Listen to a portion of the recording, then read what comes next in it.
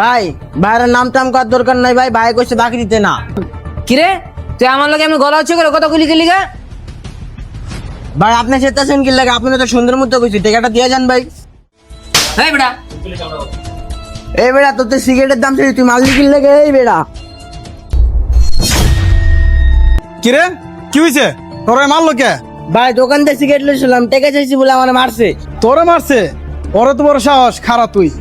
কিরে তুই ওরা মারলি কে? দে সিগারেট টাকা দে। সিগারেট টেকা তুই চিনোস আমার বড় ভাই কেনা, তুই রাখ তোর। চুরি তো চুরি, আবার সিনা চুরি।